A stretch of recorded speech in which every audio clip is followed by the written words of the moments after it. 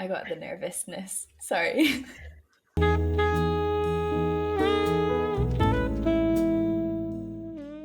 Welcome back to another episode of In Conversation with. My name is Shay Miles, and I'm one half of Jiggle and Juice, and I'm joined by the other half of Jiggle and Juice, Georgia Took.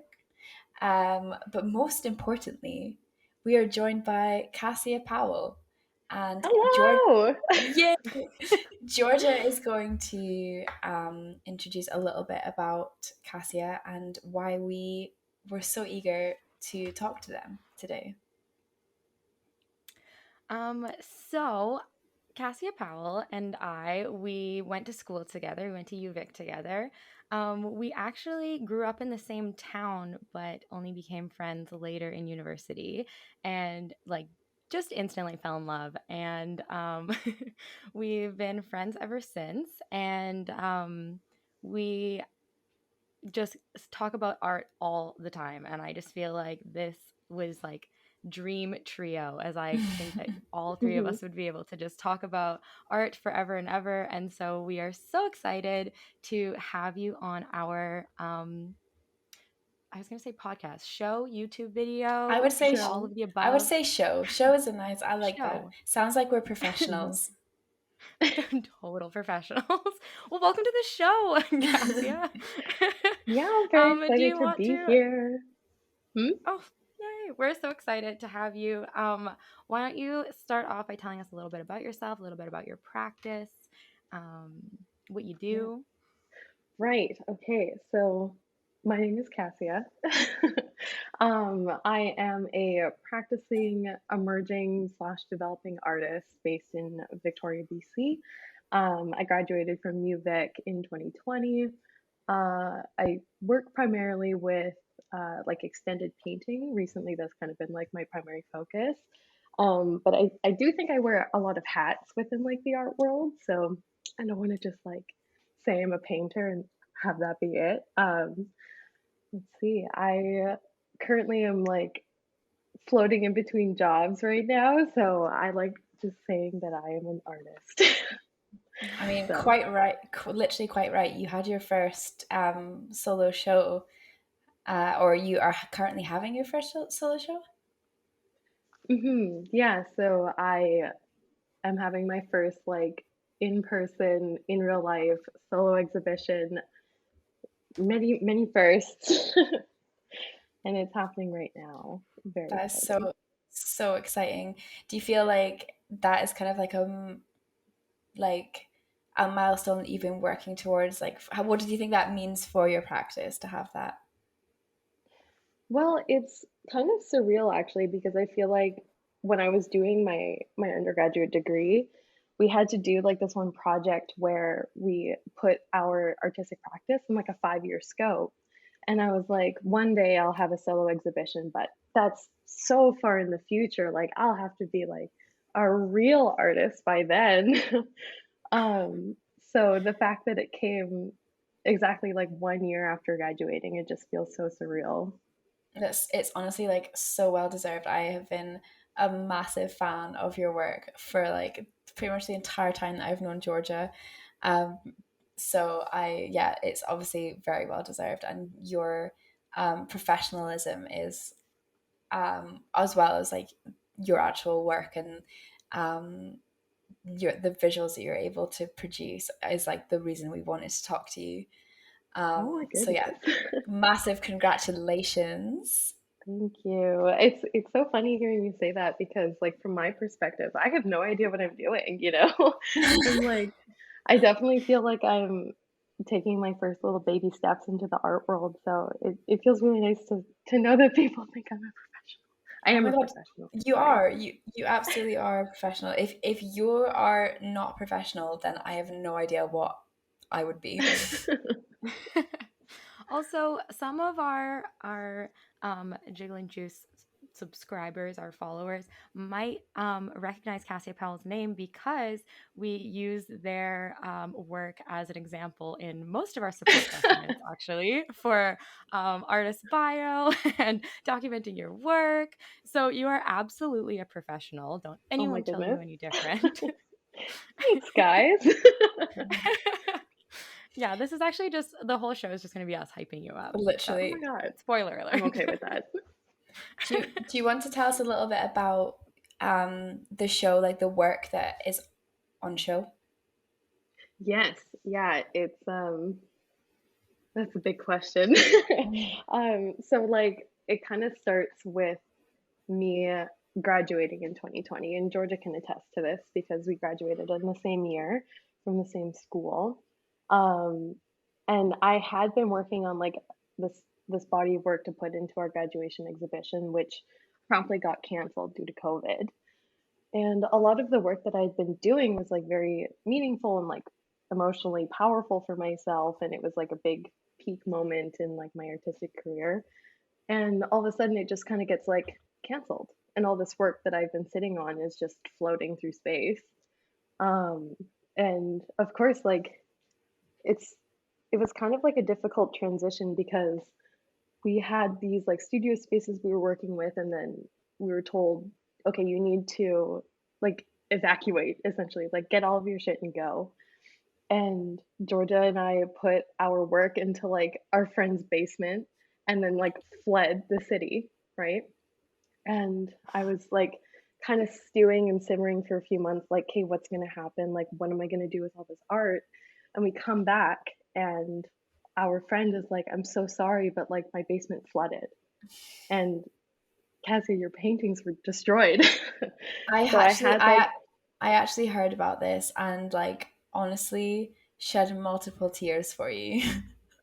I went through like just like the worst like loss. Like it's just like a feeling of like having a limb chopped off, and like my paintings were destroyed. I tried so hard to fix them. I like contacted a bunch of like I contacted a gallery in Victoria, and I was like, what do you know about restoration? Like it was water damage and mold that like ate away at my paintings. And they were like, you can't really come back from that. Like you can't, there's not a whole lot you can do. Maybe you can trim them down and like restretch them. And I was like, okay, like I'm just gonna have to say goodbye to this like entire chapter of my life. So it just kind of like everything ended abruptly. And then I had to sit down with myself and be like, hey, what am I gonna do? Like, how am I gonna come back from this? Do I just have to write off my practice? Like what, this is the end of the world. Like this is the most dramatic this thing was that's your ever John happened. Baldessari moment. Right, yeah. I'm like, okay, like get rid of everything. We're gonna start fresh. And this probably isn't like the best form of inspiration, but I was totally being fueled by like spite and like anger. I was like, I'm gonna have to like come back from this. And so I put together a bunch of paintings that were just like made while I was like working in like a couple different studios. Like I was floating between studios, and I was making all this work that was very emotionally charged. And then I was like, okay, I'm gonna put it somewhere. I'm gonna apply. I'm just gonna do it. Like someone's got to see this. And then my proposal got accepted, and all the work that was kind of fueled by all of this like history is just like now on display, and it just feels, yeah, it feels really surreal. That is amazing. Like honestly, I can't even imagine how that would have felt because like I don't know, there's something as physical and time consuming as like a painting. Like how many were there in that like basement? So there was two like large scale like 4 foot canvases, one 3 by 3 canvas, and then three like MDF like plywood sculptural pieces I was working on. So it was 5 works in total, but they were like large works. Yeah, Like they were. no, totally. Like it's like honestly probably one of like you'll definitely have like learned like it sounds like you've really learned from that experience and not in a way that like was particularly beneficial, but it's more one of those things that you're like the fact you didn't give up is like testimony to like um how like strong you are, and like not just as an artist but like as an actual person. Like that's like you said, it's like proper grief. Like I can imagine it being like Mhm. actually this is so much time and like money and like pretty Yeah. much your entire like future, you know. So I think that Hmm. that's like such a horrible thing to have to go through. Um, I wanted to ask you, like, you like said that you created this new body of work like out of spite, and there was like anger, and it was like really like charged energy. Hmm. um how do you feel now that it's like all is all on the walls, like installation is done, it's there, like what does that feel like to you now? Is it like a cathartic like sigh out, or like how do you feel? It's, well, I can tell you that like opening night, I was in such a daze at having so many people seeing this and like asking questions about the work. Like people were like, "What does this one mean?" Or like, "Can you talk about this one?" And I was like, I feel like I'm in like a group therapy session right now. Like it was just like, yeah, like cathartic, and I don't know, it felt like so much weight had been lifted. But it wasn't like happy and it wasn't sad either, but it was just like a little bit numb feeling. I feel like I still need to process it a bit. I'm sure once the show is done, I'm gonna have a chance to actually like sit with these emotions and kind of like sort them out. But right now it just feels like, like I've got my heart on my sleeve and it's up for critique.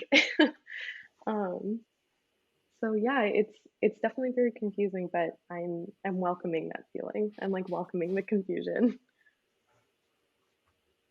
Oh, that's so good. That's so good. I feel like that's like something like with art is like you're putting so much of yourself into it, and like Yeah. you're just so intertwined with it, and then all of a sudden like because like oh wait, here's another question for you actually on this note. I was like, the majority of the paintings that you've made, you've already put on social media, so they've already been Mhm.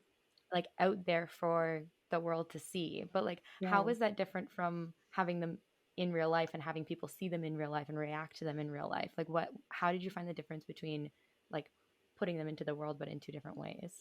Yeah, it's definitely been like a process trying to figure out how to put my work out into the world, not being able to share it in person. Like for the year that I was developing these paintings, I would spend so much time like documenting and like putting like I would probably spend about a month of work on one piece, right? And then I would share it online and like, I'd get a couple likes and a couple comments being like, nice job. And then it's over. And then the next post comes. And it's just, it was so quick that I feel like people didn't, as supportive as they didn't really get a chance to sit with it. And they only really saw like the painting looks the same in real life than it does on my phone.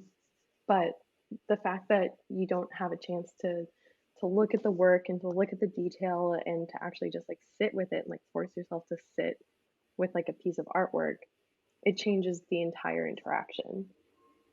Yeah, Like definitely. yeah. And not to say that there's no value in that, because I do like it when people can see that I'm working and I can like prove that I'm still an artist somehow. But yeah, like people came and they were like, "Oh, and the size." Like people didn't realize how big everything was.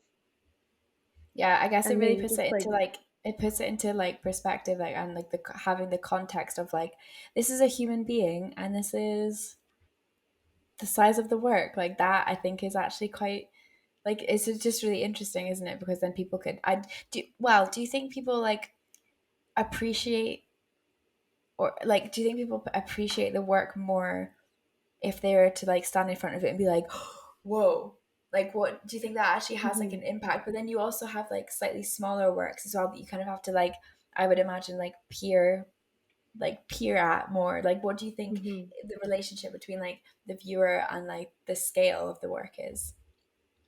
Yeah, like I feel like the reason that I love to work with such large, well, large, like I think 4 feet is probably the biggest that I've gone.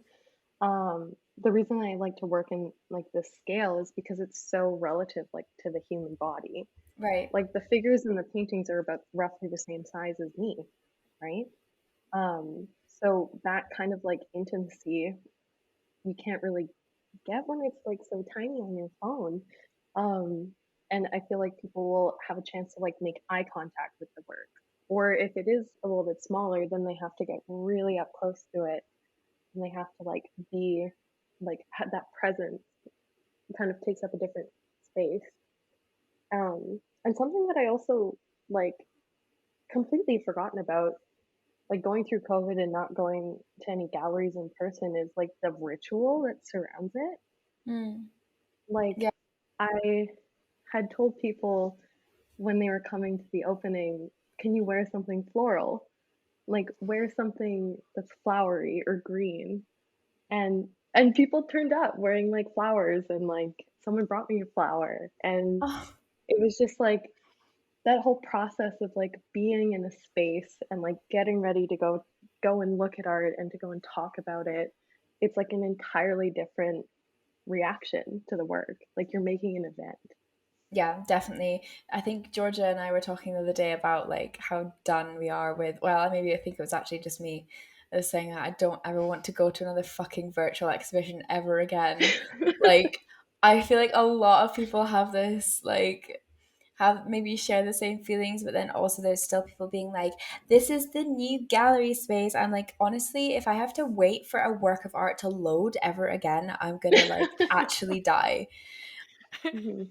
Like, I think that there is like, obviously it was really helpful, and it was like a whole um it was a whole kind of like uprooting of like the art industry, was to be like, fuck you galleries, we don't need you, let's like change over to like the digital space, because well, we didn't have a Mhm. choice. But also like Mhm. now that galleries are, you know, like restrictions are easing and stuff, like there is no excuse for like fucking watermarked exhibitions, like honest to God. Sorry. Watermarked exhibitions would be a really good name for an exhibition. Yes. But so what do you think like the role of the gallery, like with COVID in mind, like what do you think the role of the gallery Mhm. is now, like in a almost post-COVID world? Mhm. It's it's so funny that it's like it's not just galleries too. Like I'm sorry, I'm thinking a little bit off topic. I had a class last summer. Like it was the last class I had taken before I graduated, and it was completely online. It was completely virtual, and all the work that we were showing in our critique, we had to do over Zoom, right? Mm, And the first work that I put in was a painting I had made, and it was just like a small painting, and I had done it like on the floor of my apartment, and it was not my best work. Obviously, I was like pretty pissed off while I was making it. Like, I can't believe I only get to put this on Zoom, and that's it. That's the only thing that these people get to see it. And I was sharing it, and everyone was like, "Oh, like the lighting seems weird, and like I don't know, like I don't like how it looks on your carpet." I'm like, "Oh, like obviously it's not meant to be seen on my carpet." Like, oh my God. um, and then I started working more digitally, and people are like, "This is like, yeah, keep going with this, keep harnessing this element of your work." And I was like, it just feels, to me, it feels like really insincere, um, to like my practice as a whole. Like, I just feel like I'm not doing it any justice by having people actually come and look at it, you know? Mm, So I think the gallerist I was working with at the 50/50, which is where my show is being held, she was just like so wonderful and like open when I was saying how important it is for people to come and see this. I was like, my family's coming in from out of town. Like, am I allowed to bring them in after the gallery hours are like over? Like, can I come in after? And she was like, of course. Like, this is the first time people have seen your work in person in over a year and a half. Like, of course, let them in. Let as many mm, people in as you want, obviously, with restrictions being kept in mind. Like we can only have about 12 people in the gallery at once. But like it was just like her support throughout this has been so, I don't know, like refreshing. It just feels like she's taking my concern seriously. yeah, definitely, because it is so important, like especially if you feel inclined to make work that is large scale, like obviously physical, um Hmm. like that's just, if that's what your practice is, like obviously there's an element of like adaptation that needs, like that you would have needed to do, like towards, well, maybe no, you guys didn't have to carry on with, like, so for me during lockdown, like at the start of like we hadn't made any work in our fourth year because we write our dissertation in the first semester, and then obviously like lockdown came at the start of second semester, so we literally like had to just like continue our practices at home. So it's like there is a level of adaptation that needs to happen, but then if like there's, you Mhm. can only take that so far if you like actually, if your practice actually translates, which like it's a massive like it's like a forfeit to be like, well fuck it, I have to like, I'm a painter but now I have to like make work on Procreate, like are you joking? That's not like, do you know what I mean? Yeah. So like that I can imagine that jump like would have been like, Mhm. especially if people were critiquing your work being like, the carpet like doesn't actually match like the color palette, like fuck off, are you joking? Yeah. Yeah. Like I think there is like a lot of value in trying new mediums, obviously. Yeah, But definitely. I was like in a point where I was like, hey, this was supposed to be the focal point Mm. of my last year. Like this is what I wanted to do. I had been studying oil painting like for like the past year, and I wanted to show it off, right? And all of a sudden they were like, have you heard of Blender? Like we should try that. So I feel like anytime someone has an exhibition, I feel like obviously everything isn't, or hopefully everything is intentional. But I feel like a lot of the time like artists spend so much time thinking about like what color they use and what they're titling their work, and like what is like what the work means, and even like the title of the show. Like you're thinking about all these things, and then nobody asks you any of these questions, you know? Like I feel like it's Mm, like, and I just like I want to know everything. And so I'm like mm, I'm wondering if there's like any little like tidbits or insights you can tell us, some secrets about your show, about your paintings, like if like you were thinking about a certain song or something, or like there's like some mm. certain research you were looking at. So I mean, I want to start by asking you about the title of the show, but then if you like think of any other little secrets you can tell us about your paintings, I would love to hear them. Yeah. Um, so I think when I was saying that a lot of my paintings were charged by spite and by anger and by like this forceful confrontation with the idea of loss, right? I have also been dealing with like a lot of like personal loss, like in my family. And I had come into the idea of like being like just thinking about death and thinking about sickness, especially with COVID. I have a lot of like, um, I've had to do a lot of like self reflection on like my inner philosophy regarding death. And I think, have you guys ever heard of the term pushing daisies before? No. Like No, to I push haven't. daisies? It's kind of like an older metaphor, but essentially it refers to like when somebody is buried, a lot of the times the earth on top of the mound of dirt will like sprout flowers, and daisies will grow more often than not because they really they flourish with that much richness in the earth. And I had kind of come into contact with this when I had like a family member pass away many years ago. And I just was like so shocked by like how beautiful the scene was, and the fact that like loss and like losing someone can result in something so beautiful and so powerful. So it's just kind of like a translation of that, to kind of feed and to nurture, from death, to eat and to feed the flower from the root. So since a lot of these works were dealing with loss in kind of like an emotional kind of growth, it was also kind of like referential to the body and like how you can grow from that. So a lot of these works have an element of life to them. It's kind of like, this is what I was giving people their homework assignments when they were coming into the show. like try and find the element of life in each work. So in one, for example, there's like a figure who's holding a tomato. This is one of my favorites. I love the tomato girl. And she's holding in the other hand like a huge knife, and it's just kind of like a moment of pause before she's cutting into it. And there's also another painting where the figure is cutting off all of her hair, right? So it's just like this shedding and kind of the growth that comes from it. And if you look closely into each and every work, there is just like this element of something so precious and valuable, but you don't think twice about. I And love then that. yeah, that's why I was feeling so like shocked and shaken when people were like, I love the colors, like what does this one mean? And I was like what does it mean to you? Like I'd love to know, because yeah, the works were made for me. They were made by myself for myself, but I made them to share. I think that's like such a, I'm so glad first of all that you like shared that with us, because that is like just, you just like put it so beautifully, and like I think that it's kind of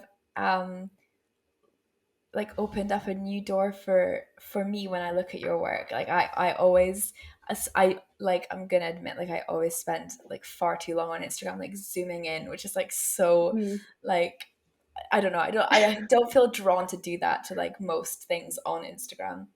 But I always Mm. feel like really connected to your, like the figures in your work, and like particularly like the color palettes that you use. And so I think that like having Mm. that little like snippet of like your like the concept and the thought process like behind it is like, so I just feel so grateful to like know that now. Mm. I also think that like the whole thing about like the secrecy of like or maybe the more of like a shying away from like asking an artist, oh, why is the show called that, or like what. I think that Mm. there's a whole kind of like, I don't know if it's like a stigma around that, like when you have like a when you go to a Yeah. show, but like what is that about? Can we just talk about that for a minute? Like why is that something that like I don't know, some artists maybe like don't want to share that, like why? It's so funny that you say that. I don't have the answer, but I do think that it comes from people being afraid that, the artist will be like, "What do you mean, why? Like, shouldn't it be obvious?" Like, it's almost like people are too nervous to ask questions because they don't want to seem like they don't know what's going on. I remember my old roommate. I'm not gonna give out his name because I don't want to embarrass him, but I remember once we were looking at a work of art, and he was just like staring really hard at it for like 30 minutes. Like he was just like looking so hard at it. And I was like, "What do you see?" And he was like, "Well, if you look really closely, it almost looks like there's names being written in the paint." I was like, "Do you think that the answer will come to you if you stare at it like an optical illusion?" Like, you're just supposed to ask. Or like, it's so simple. Like, really, like art in theory is very simple. In theory. And there's like, it's such an open door. Like, you can ask questions. But I feel like, okay, like I totally agree with you, but like on the other, like the other side of that is I know so many people that are like so cunty about their work, and it would be very, that like would be very like, what do you like, I thought you followed me on Instagram, like you don't know my journey, like how do you not know? Okay, wait, maybe I'm being okay, so right, let me just pause for a second because I'm definitely being too dramatic here. I think that I think that people genuinely do like, they they've you they're I'm getting very hot and flustered here. What I'm trying to Mhm. say is I've been to a lot of like gallery openings, and like Mhm. the general vibe is like, don't ask. Like if I go to like Yeah. a if I go to an institutional gallery opening, there is no way in hell I'm like approaching the artist, let alone saying, so why did you make this choice, or like could you talk me through this.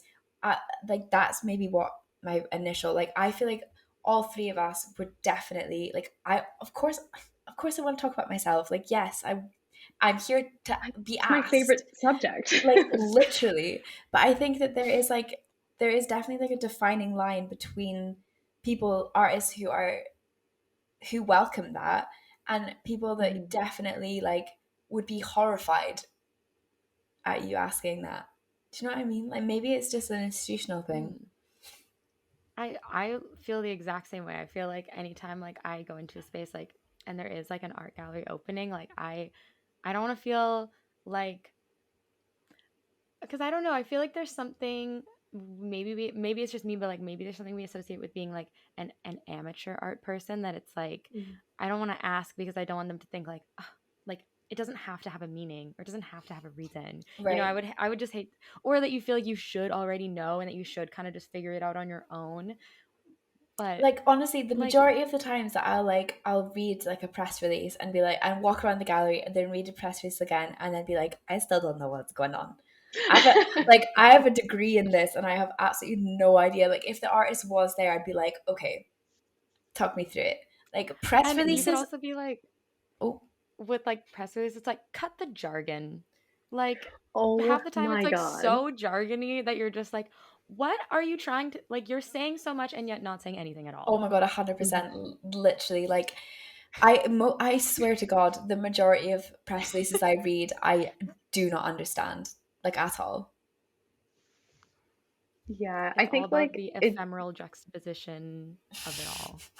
yeah, I think it definitely depends on the artist. Like I guess because I've made it a part of my practice to keep art accessible and keep it pretty like lowbrow and open-minded, that I forget sometimes that there are people who are like, if you don't understand this like hyper specific reference to an art movement from 30 years ago, then get out of my sight.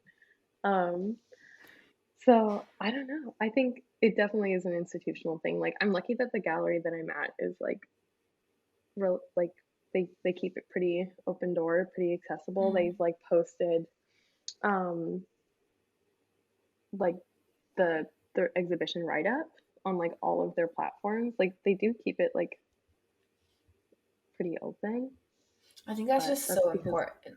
yeah. Yeah, That's so totally. because otherwise, like, especially for you, like if accessibility is important in your practice, like you would want that to be reflected in like people, other people, like external people writing about your work. Like it would just like otherwise not make any sense for. Yeah, I just think it's really interesting. Like I'm just thinking about, I've not been to a gallery openings, like a exhibition opening since COVID restrictions eased, but I'm kind of like dreading it a little bit just because, and also I've like moved cities as well, so I feel like Mm. I have pals to go with, but like not my usual like Aberdeen pals, and I think that like yeah, just walking into like a white cube space actually kind of gives me the fear now, that like not having done it for a while. Mm. What wait, can you elaborate on that? Why does it give you the fear? I don't really know, just because like I don't know. I think just mainly because like I guess what we were talking about before, that like most of the time it is pretty inaccessible, and it is pretty like daunting to, Intimidating. yeah, Yeah. for sure. And like um I also feel like I'm quite gobby on the internet, so like going into a real life place and be like, like a tiny little woman, like Just a widow woman, just a widow a tiny artist. I'm a professional. but yeah, no, I don't really know. I don't really have a reason for it. Like I just think that like I don't know. Yeah, and I feel like being out of the game for so long too, it's hard to jump right back in. Like I definitely wasn't expecting people to actually ask me questions about my work when I went in because I hadn't actually like verbalized any of my thoughts. Like That is I have been so sitting difficult. in my own head for the past year, like, yeah, everything makes sense, obviously. Like I am the smartest person I know. Um, and then somebody would ask a question being like, why did you use this color? And I'd be like, like I don't know. Do you have um, do you have any like tips on like how did you actually handle that on the opening night? Like what like yeah, I think like did you just like you kind of have to rack your brain a bit in the moment, right? I like going through art school and going through critiques. I have definitely had to learn how to talk about art just in like a broad sense. And I normally kind of go through like a few different points of like immediate reference. So like someone asks about a work and I talk about the color, I talk about the imagery, and then I talk about size and how it's hung and how it looks in the gallery. And those 3 points really just like, if I think about them immediately, I can talk about it right away. I am like a pretty nervous person. So like someone says, what does this mean? And I'm like, well, like what do you see? Like you see two figures and they're holding each other. You see a lot of bright colors, but you also see sadness. Like what can we infer from that? And so it just kind of like just the easiest questions, and it becomes a back and forth. Mm, And I think that way it helps the other person kind of get the work. It becomes a little bit more about them as well, and not just me being like, well, it's because this and this and this. It's like, what do you think about the color? Like, why do you think they're holding each other like this? So it just kind of like became a conversation more than like me giving a presentation, if that makes do you, sense. do you think that that actually helps people to like um it like is that's like a two-way thing that it helps other people to like not only like look at your work but like look at art in general, but then also like helps you to strengthen your like communication skills about like the internal and like the making of the work. Yeah, definitely. I think because like the works were so personal to me, it became pretty difficult to go into like a really deep discussion about it without any precursor to the other person. Like I was approached by like a group of three people and they were like, "We love this work, like tell us about it." And I'm like, "Okay, well, if I dive right in, I'll start crying." And I don't want to just like emotionally bombard you. So like let's hold each other's hands and we'll go into it together. And then that way, I think it makes it a little bit like easier for me to know that somebody else understands, and then it can also make it so the other person, maybe they relate and now Hmm. they know that there's somebody else who is going through something similar, so it Yeah, becomes, and that's, yeah, I think I that's think very that's so so community based. valuable. Yeah. I think Shay and I were just about to say the exact same thing. What were We're you saying? we both think that that's so valuable to the viewer too, instead of just saying like this is what I was thinking when I made it, and then it just ends there and they're like, okay, I have my meaning now, I can move on to the next Hmm. thing. But instead, like engaging them more and making them more of like an active viewer, I think that's like so valuable. Yeah. When I was doing my residency in Iceland, I met this woman. Her name was Karen. She was great. She was the residency like head, and she was a performance artist, and she didn't work with anything physical. She was actually like, I think she had her roots, her background was in like dance, like she was a dancer and then she went into performance art. And I valued everything she said, like it was like gold coming out of her mouth. Like I fell in love with her. It was amazing. She was like so wonderful. And I was talking about like my work and like how I want people to interact with it. And she was like, "So it's like a performance." And I said, "No, it's a painting." And she was like, "But you're wanting a reaction and you're wanting people to have like an intimate response with your work. That is performance in itself." And we kind of like talked about it, and just like the act of going and looking at a work of art and standing in front of it and having like an emotional response like that is also part of the work. And I take that into all of the paintings that I do. Like, what is the first thing that people are going to see when they stand in front of one of my works? Like, they're going to be bombarded by color. And then they're going to think about it a little bit longer. And maybe they'll be confused, but that's okay. So if you just take all of those elements, like not just what's on the wall, but also what's happening in between the viewer and the work, like that is as as important, Amazing. Yeah, no, I think that's so interesting. That's like such a like is that what you mean by at the start of the episode you mentioned that you like you don't like you make paintings but you have like you would consider yourself to not necessarily just be a painter. Is that what you mean? Like is that where that kind of like element like comes from? Yeah. It's it's been kind of a wild ride, and it's something that I'm going to probably explore more that I'm not working on this exhibition, is more so of the space in itself, and how can you turn a space into like a work of art without just putting something on the wall and being that's it, it's done. Like how can you kind of like create an environment? So Um, are we talking about like installations then? yeah, yeah. Amazing. That's so fucking Um, cool. it's something that I'm still figuring it out, but I would love to just dive into different mediums, and I don't know what they are yet. Maybe it's going to be something like soft sculptures, or maybe it'll be like interior design. Oh my Like god, I would I love. think Oh, sorry, I just literally hit my mic. I was so excited by like just imagining like a soft sculpture by you. Oh my god, like it was gonna be so amazing. So that actually leads me on to like another question. What is like next for you? yeah, that's a good question because I don't really know yet. I feel like the past year I've just been enraged and fueled and like ready to make work. And every month I'd be working on something new and I'd be thinking about it constantly. And it was exhausting. Like making work constantly is so tiring. Um, but now that my like my goal has been met and I don't need to be producing art all the time. Mm-hmm. I just want to like explore. Like there's just so much that I still don't know and there's so much that I want to play with.